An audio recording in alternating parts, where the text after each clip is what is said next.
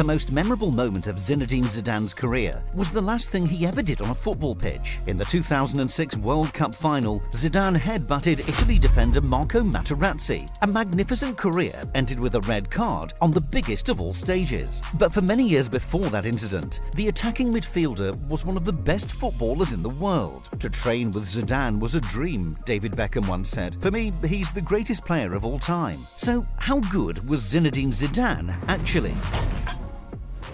Early life. In 1972, Zidane was born in Marseille. His parents had emigrated to southern France from Algeria, and Zinedine was the youngest of their 5 children. His dad used to work as a watchman at a department store. He'd leave for work in the evening and not return until the morning. Zidane said his father's work ethic had a big influence on him. As soon as he could walk, Zidane loved to play football. He supported Marseille and grew up idolizing Jean-Pierre Papin and Enzo Francescoli. His love for Francescoli was so strong that he named his son Enzo after him. At the age of 14, Zidane was scouted by Cannes. His feet spoke with the ball, said the scout who discovered him. He was quickly integrated into the club's academy and worked his way up through the youth ranks. But one major problem threatened to derail Zidane's burgeoning career. You see, there was a lot of excitement about Zidane when he made his debut. Anyone who watched him play was amazed by his natural ability. But Zidane was still a raw talent, and his temperament got him into big trouble. He used to react badly when opponents fouled him. He often got sent off. He even attacked spectators who insulted his family. In Zidane's first full season on the first team, Cannes finished 4th in League One. That was a magnificent achievement for a club of their size. Everyone was talking about the young attacking midfielder who seemed to have the ball on a string. Zidane continued to earn rave reviews over the next few years. At one point in the 1990s, he came close to joining a Premier League club, and no, it's not the one you'd expect. Before that, in 1992, he moved to Bordeaux. It was a step up for Zizou, but he quickly showed he could handle it. Zidane spent 4 seasons with the club. In 95 to 96, he helped Bordeaux reach the UEFA Cup final, which they narrowly lost to Bayern Munich. At the start of that season, there was strong interest from an English side.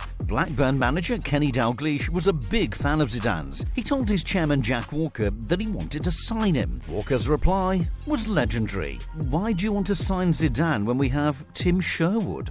Career achievements. In 1996, Zidane joined Juventus. They just won the Champions League under Marcello Lippi, and the manager felt Zidane could take his team to another level. It was an inspired piece of business. Zidane hit the ground running in Italy. In his first season, he was named Serie A Foreign Footballer of the Year as Juventus won the title. He instantly hit it off with Alessandro Del Piero, who described him as an extraordinary talent with a unique ability. At the end of his second season with Juve, Zidane won the World Cup with France. He scored twice in the final against Brazil as the host nation won 3-0. He was voted into FIFA's All-Star Team of the tournament and won the Ballon d'Or at the end of the year. At Euro 2000, Zidane was even better. The number 10 was majestic in the knockout stage in particular. He turned in mesmerizing performances against Spain, Portugal and Italy. The bigger the match, the better Zidane was. France won that tournament too. Zidane was named Player of the Tournament, and there was no debate. After one more season at Juventus, Zizou joined Real Madrid for a world record fee of 150 billion.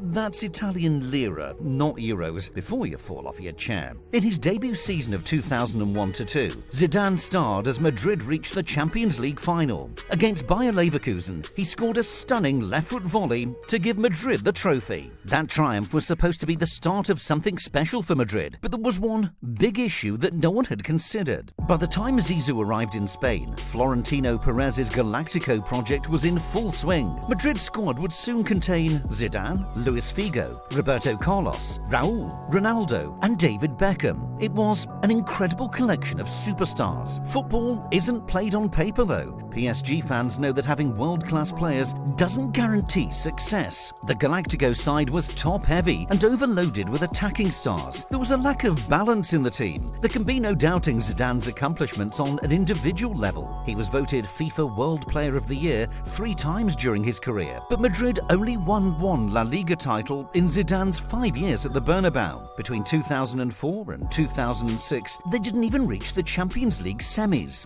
Style of play.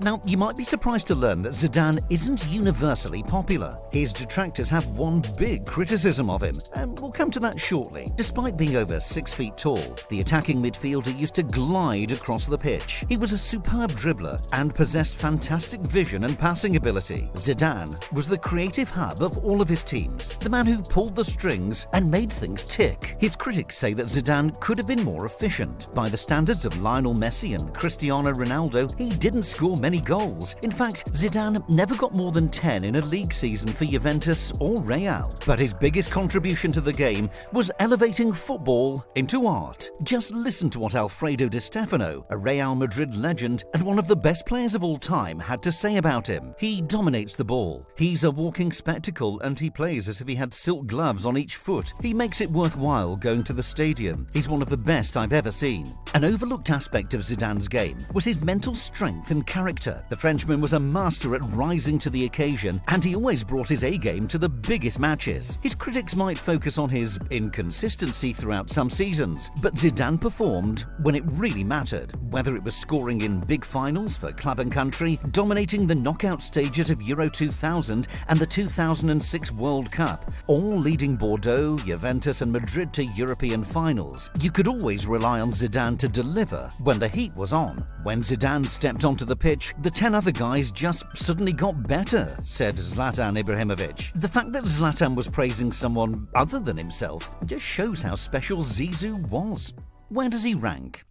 So, where does Zidane rank in the pantheon of all-time great attacking midfielders? The simple answer to that is right near the very top. Zidane is a player who has to be seen to be fully appreciated. He averaged just 10 goals a season in all competitions during his time at Real Madrid and 0.18 per game throughout his club career. Compare that to the 18 per season Kaká managed during his peak years at Milan, or Zico's record of 0.68 goals per club game between debut and retirement. Michel Platini, the man Zidane is most often compared to, was also much more effective at putting the ball in the back of the net. The data for assists throughout football history is unreliable, but in that area Zidane was definitely more productive. At Madrid he set up 51 goals in 155 games. In his 80 appearances in the Champions League, he provided 32 assists. Those are terrific numbers and show that Zidane was a world-class playmaker. Yet even those figures don't do justice to Zidane's quality. The way he carried the ball past opponents as if they weren't there was truly special. He had a rare ability to control games even when he wasn't scoring or assisting. Just look at Euro 2000. If you sit down and watch Zidane's performances, you'll see how great he was. But the underlying stats aren't so impressive. 2 goals and 1 assist. Or look at his legendary display against Brazil at the 2006 World Cup. Thierry Henry scored the only goal, but the 34-year-old Zidane completely dominated a match against the likes of Ronaldo, Ronaldinho and Kaká. He's not quite up there with the likes of Lionel Messi, Cristiano Ronaldo, Pelé and Diego Maradona in the GOAT debate, but Zidane belongs in the rung below those superhuman stars. Along with Platini, he's the best French footballer in history.